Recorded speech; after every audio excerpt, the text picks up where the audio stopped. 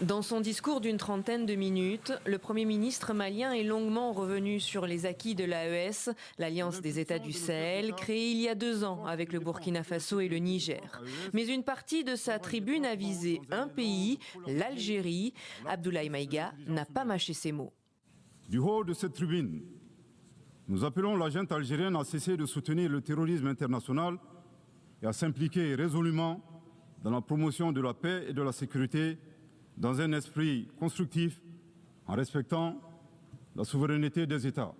Cette phrase, Abdoulaye Maïga la prononcera 3 fois d'affilée pour conclure par « À bon entendeur, tant pis ».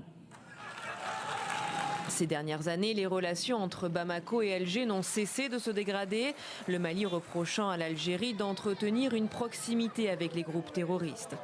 La crise diplomatique s'est intensifiée le 1er avril dernier lorsque le Mali a accusé l'Algérie d'avoir abattu un de ses drones au-dessus de son territoire, ce qui constituerait une violation de son espace aérien. Alger a rejeté ces accusations, affirmant que le drone malien volait au-dessus du territoire algérien. Ce vendredi, à la tribune de l'ONU, Abdoulaye Maïga est longuement revenu sur ce dossier et a mis en garde son voisin. Face aux assauts et à l'adversité, nous ne serons pas des spectateurs. Pour chaque balle tirée contre nous, nous réagirons par réciprocité. Pour chaque mot employé de travers, nous réagirons par réciprocité. Le Premier ministre malien s'en est aussi pris à l'Ukraine, avec qui les relations diplomatiques sont rompues depuis plus d'1 an, depuis que Bamako a accusé Kiev d'être impliqué dans la lourde défaite de son armée et du groupe Wagner à Tinzaouaten, dans le nord du pays, en juillet 2024.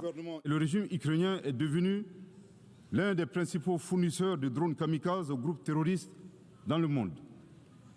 Dans ce contexte, certains États occidentaux doivent cesser de fournir des armes à l'Ukraine au risque de contribuer à la promotion du terrorisme international.